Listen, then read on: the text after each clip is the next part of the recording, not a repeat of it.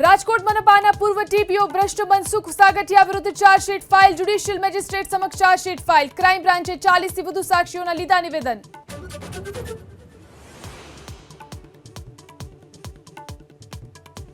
કોલકાતાની ઘટનાને લઈ સીબીઆઈ તપાસ શરૂ હોસ્પિટલમાં રિનોવેશનના નામે પુરાવાનો નાશ કરવાનો આરોપ ભાજપે કહ્યું નિર્દય મમતા બેનર્જી કોને બચાવી રહ્યા છે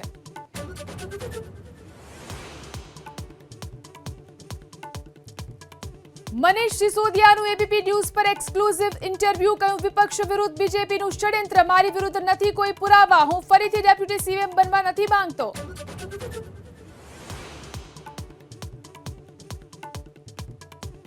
જમ્મુ કાશ્મીરના ડોડામાં સુરક્ષા દળોનું મોટું ઓપરેશન 4 આતંકવાદીઓને ઠાર મરાયાના અહેવાલ એન્કાઉન્ટરમાં એક જવાન શહીદ પત્ની ટોપના જંગલોમાં એન્કાઉન્ટર શરૂ